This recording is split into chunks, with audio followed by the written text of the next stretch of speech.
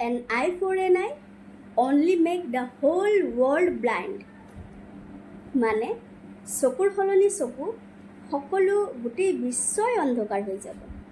ইমান ধুনীয়া এটা বাণী আমাৰ মাজত দি গৈছিলে এজন মহান ব্যক্তি, যিজন আমাৰ মাজত আছিলে, আমাৰ স্বাধীনতা আন্দোলনত আমাক সহায় কৰিছিলে।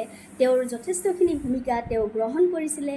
তেওঁৰ কাম কাজৰ মাজেৰে, তেওঁৰ যিখিনি ছ'চিয়েল ছাৰ্ভিচ আছিলে সেইখিনিৰ মাজেৰে, তেওঁৰ যিবোৰ অসহযোগ আন্দোলন আছিলে সেইখিনিৰ মাজেৰে সেই মহান ব্যক্তিজন হ'ল মহাত্মা গান্ধী। আজি তেওঁৰ জন্মদিন। এই জন্মদিন উপলক্ষে মই আপোনালোকক দুই এষাৰ কথা তেওঁৰ বিষয়ে জনাম। তেওঁৰ জন্ম হৈছিলে সৰু এখন গাঁৱত জন্মগ্ৰহণ কৰি তেওঁ যেতিয়া লণ্ডনলৈ পঢ়িবলৈ গুচি গৈছিলে, তেওঁৰ কিছুমান সৰু সৰু কথা আমি জনাটো খুবেই দৰকাৰ। আমাৰ পাৰ্চনেল লাইফ, ব্যক্তিগত জীৱনত বহুত এটা ইম্পৰ্টেণ্ট ভূমিকা গ্ৰহণ কৰিব যদি আমি তেওঁৰ যিবোৰ আদৰ্শ আছে, গান্ধীবাদ আছে, সেইবোৰ আমি মানি চলোঁ। তো মেইন কথাটো হৈছে তেওঁৰ যেতিয়া লণ্ডনলৈ পঢ়িবলৈ গৈছিল, বেৰিষ্টাৰ কৰিছিল, তেওঁ এডভকেট আছিলে এজন। তাৰ পৰা পঢ়ি আহি আমাৰ ভাৰতবৰ্ষত তেওঁ এডভকেটৰ কেইদিনমান 2 বছৰমান এডভকেট ল' প্ৰেক্টিছ কৰিছিলে। কিন্তু ইমান এটা সফলতা তেওঁ সেই সময়ত পোৱা নাছিলে। তেওঁৰ আৰ্লি হিষ্ট্ৰী কৈ আছোঁ মই দেই। তাৰপিছত যেতিয়া তেওঁক ইনভাইট কৰা হৈছিলে চাউথ আফ্ৰিকাত, ঠিক আছে, তেওঁক ইনভাইট কৰা হৈছিলে চাউথ আফ্ৰিকাত এটা কেছৰ মেটাৰ লৈ।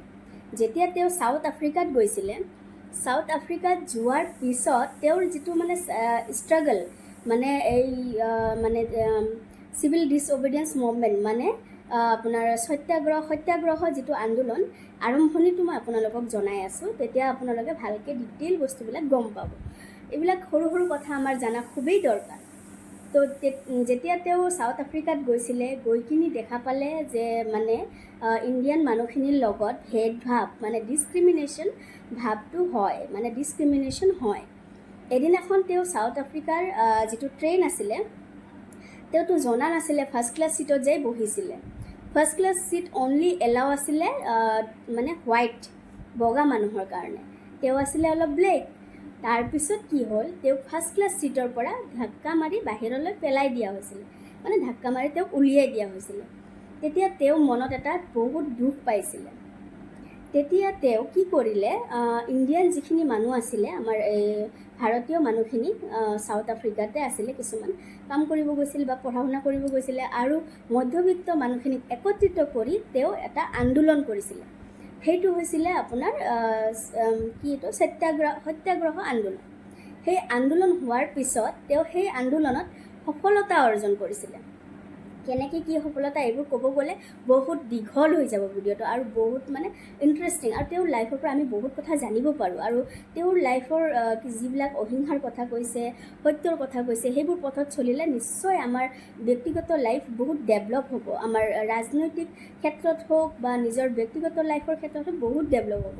তো মই সৰু সৰু দুই এটা কথা আপোনালোকক জনাই যাম। তাৰপিছত কি হ'ল, চাউথ আফ্ৰিকাৰ পৰা তেওঁক ইনভাইট কৰা হৈছিলে। চাউথ আফ্ৰিকাৰ যিটো ছাকচেছ পাইছিলে, ছাকচেছ পোৱাৰ পিছত তেওঁক আমাৰ ভাৰতবৰ্ষৰ পৰা ইনভাইট কৰা হৈছিলে। ইনভাইট কৰাৰ পিছত তেওঁ ভাৰতবৰ্ষত আহিছে। অহাৰ পিছত তেওঁ এবছৰ ভাৰতবৰ্ষৰ যিটো ব্ৰিটিছে, সেই সময়ত ব্ৰিটিছে ভাৰতবৰ্ষখন চলাই আছিলে, ব্ৰিটিছৰ অধীনত আছিলে। তেওঁ গোটেই ভাৰতবৰ্ষখন ভ্ৰমণ কৰিলে। ভ্ৰমণ কৰি দেখা পালে ক'ত কি কেনেকুৱা ধৰণৰ ছিষ্টেম চলি আছে, ব্ৰিটিছে কি ধৰণে আমাৰ ভাৰতীয়সকলক শোষণ কৰিছিলে, সেই সকলো বস্তু তেওঁ তদন্ত কৰিলে। তেওঁ এটা এটাকৈ বস্তুবিলাক চালে।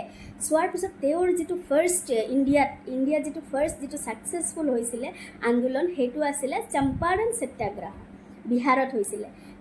বিহাৰত এটা ইণ্ডিগো নামৰ বুলি কয়, এইটো অসমীয়াত বা কি কয় মোৰ ইমান মই অসমীয়াত চাৰ্চ কৰা নাই কি কয়, তো আপোনালোকে চাই ল'ব অসমীয়াত কি কয়। ইণ্ডিগো খেতিৰ নামত টেক্সৰ ব্যৱস্থা কৰা হৈছিলে। তো সেই ক্ষেত্ৰত মহাত্মা গান্ধীজীয়ে এটা গুৰুত্বপূৰ্ণ ভূমিকা গ্ৰহণ কৰে। তেওঁৰ এইটো প্ৰথম আন্দোলন আছিলে ভাৰতবৰ্ষত, আৰু সেই আন্দোলনখনো মহাত্মা গান্ধীজীয়ে সফলতা লাভ কৰিছিলে। এনেকৈয়ে টেক্স নিদিয়া, ঠিক আছে, খেতিয়কৰ হৈ কাম কৰা, দৰিদ্ৰৰ হৈ কাম কৰা, সমাজ সেৱা, এনেধৰণৰ বহুত কামত মহাত্মা গান্ধীয়ে আগবাঢ়ি গৈছিলে। তাৰপিছত আহিল যিটো নেকি আমাৰ INC ইণ্ডিয়ান নেশ্যনেল কংগ্ৰেছ। তো ইণ্ডিয়ান নেশ্যনেল কংগ্ৰেছতো তেওঁ বহুত গুৰুত্বপূৰ্ণ ভূমিকা তেওঁ গ্ৰহণ কৰিছিলে। তেওঁ এটা বিশেষ পদত আছিলে আৰু মানে বহুত গুৰুত্বপূৰ্ণ ভূমিকা গ্ৰহণ কৰিছিলে INCত থকাৰ সময়তো, মানে ইণ্ডিয়ান নেশ্যনেল কংগ্ৰেছত থকা সময়তো। কিন্তু এতিয়া মেইন ফেক্টটো হৈছে তেওঁৰ যিখিনি আদৰ্শ আছিলে সত্যৰ ওপৰত হ'ব লাগিব আৰু অহিংসা। তেওঁ যেনেকৈ প্ৰটেষ্ট কৰিছিলে মানুহখিনিক লৈ, মেইনলি তেওঁৰ মানে মটিভ আছিলে অহিংসা কৰি, কোনো ভায়লেঞ্চ নহয়, কোনো কাজিয়া নহয়, মানে কোনো ধৰণৰ হাংগামা নহয়, তেনেকৈ তেওঁ মানে নন ভায়লেঞ্চ কৰি মানে আন্দোলনখিনি চলাই গৈছিল। মই সংক্ষেপে আপোনালোকক কিছুমান কথা কৈ গৈছোঁ, ঠিক আছে। সেইটোৱে আৰু। তাৰপিছত এনেকুৱা ইনচিডেণ্ট যেতিয়া নেকি আন্দোলনখিনি চলি আছিলে, সেই সময়তে এটা ব্ৰিটিছ গভৰ্ণমেণ্টে এটা এক্ট পাছ কৰিছিলে। এইটো ক'ব লাগিব সৰু এটা কথা, ৰালৱাট এক্ট বুলি এখন এক্ট পাছ কৰিছিলে। সেই এক্টটোৰ মেইন কথা হৈছে মানে উইদাউট এনি ট্ৰায়েল আমাৰ ভাৰতীয়সকলক জেলত সোমাই দিব পাৰিব। মানে কোনো ধৰণৰ বিচাৰ নোহোৱাকৈ, কোনো ধৰণৰ সাক্ষী প্ৰমাণ নোহোৱাকৈ ৩-৪জন লোক একেলগে যেতিয়া গোট হ'ব, মানে ইংৰাজৰ এটা ভয় আহি গৈছিলে যে ইণ্ডিয়ানখিনি মানে মহাত্মা গান্ধীজীৰ নেতৃত্বত মানে ইমান মানে ধুনীয়াকৈ আন্দোলন কৰিব পাৰিছিলে, ইমান ধুনীয়াকৈ মানে তেওঁলোকে কোনো ভায়লেঞ্চ নকৰাকৈ আন্দোলন কৰি আছিলে, কোনো ধৰণৰ মাৰপিট নকৰাকৈ আন্দোলন কৰি আছিলে। সেয়েহে ইংৰাজৰ মনত এটা ভয় সোমাই গৈছিলে। সেয়েহে তেওঁলোকে ৰালৱাট এক্টটো ইংৰাজে মানে ৰালৱাট এক্টটো পাছ কৰি দিছিলে। মানে কোনো ধৰণৰ ট্ৰায়েল নোহোৱাকৈ ইণ্ডিয়ানসকলক 2-4জন যদি একলগ হৈ কথা পাতি থাকে, তেওঁলোকক জেলত ভৰাব পাৰিব, জেলত ভৰাই লৈ যাব। এই হিচাপত মানে ভাৰতীয় দুজনক জেলত ভৰোৱা হৈছিলে। ভৰোৱাৰ পিছত মানে ভাৰতীয়সকলে গোটেইখিনিয়ে প্ৰায় 1-1.5 হাজাৰমান মানুহ হেৰিত জালিয়ানৱালাবাগত একত্ৰিত হৈছিলে যে আমাৰ ইণ্ডিয়ানখিনিক এই জেলৰ পৰা এৰি দিব লাগে। তাৰপিছত কি হ'ল, জালিয়ানৱালাবাগৰ ঘটনা আপোনালোকে সকলোৱে জানে, নজনা নহয়। তাৰপিছত কি হ'ল, ব্ৰিটিছে ইমান ৰাফ বিহেভ কৰিছিলে, মানে জালিয়ানৱালাবাগত যিখিনি মানুহ একত্ৰিত হৈছিলে ইমান ডাঙৰ ডাঙৰ ৱালৰ মাজত, এই গোটেইখিনি মানুহকে গুলি কৰি হত্যা কৰা হৈছিলে। আমাৰ ইণ্ডিয়ান মানুহখিনিক গুলি কৰি হত্যা কৰা হৈছিলে। সেই প্ৰটেষ্টৰ পিছত মহাত্মা গান্ধীৰ এটা মনত মানে খুব এটা আৱেগ আৰু খুব এটা মানে দুখ লগা এটা বিশেষ হৈছিলে। তাৰপিছত তেওঁ হাংগাৰ ষ্ট্ৰাইক কৰিছিলে, মহাত্মা গান্ধীজীয়ে মানে ভোক হৰতাল কৰিছিলে। তো এনেকৈ কিছুমান প্ৰচেছ কৰোঁতে এটা সময়ত আমাৰ ভাৰতবৰ্ষ স্বাধীন হৈ গৈছিলে। তেওঁ আৰু কিছুমান প্ৰচেছ আমাৰ ক'ব লাগিব, যিখিনি ছিষ্টেম তেওঁলোকে কৰিছিলে, মহাত্মা গান্ধীজীয়ে কৰিছিলে যে বিদেশী কাপোৰ আমি নিপিন্ধোঁ। বিদেশী স্কুলত মানে ইংৰাজৰ যিখিনি কাপোৰ কানি বনায়, যিখিনি কাপোৰ কানি ছাপ্লাই দি আছে আমাক ইণ্ডিয়ানসকলক, আমি সেইবোৰ নিপিন্ধোঁ। তাৰ পৰিৱৰ্তে ব্যৱস্থা আছে, আমি ইণ্ডিয়ান কাপোৰখিনি বনাওঁ, মানে খাদী কাপোৰ বনাওঁ। আমাৰ ইণ্ডিয়ান যিখিনি মানে আমিতো জানোৱেই ইণ্ডিয়ানখিনি আগৰ পৰাই স্মাৰ্ট। তো আমাৰ নিজৰ কাপোৰখিনি আমি নিজে বনাই লওঁ, নিজে স্কুল কলেজ ইত্যাদি মানে প্ৰতিষ্ঠা কৰি আমি নিজেই স্কুল কলেজ বনাই লওঁ। দাণ্ডি মাৰ্চ হৈছিলে, মানে নিমখৰ আন্দোলন হৈছিলে। নিমখ এটা ফ্ৰী পোৱা বস্তু, সেই বস্তুটোতো ব্ৰিটিছে কি কৰিছিলে, টেক্স লগাইছিলে। তো এনেকুৱা সৰু সৰু বহুত মানে সৰু নকওঁ মই, এইটো বহুত ডাঙৰ ডাঙৰ কাম তেওঁ অহিংসা আৰু সত্যৰ দ্বাৰা মানে আগবাঢ়ি গৈছিলে আৰু ছাকচেছ হৈছিলে। তো সেনেকৈয়ে আমি আজি স্বাধীনতা লাভ কৰিলোঁ।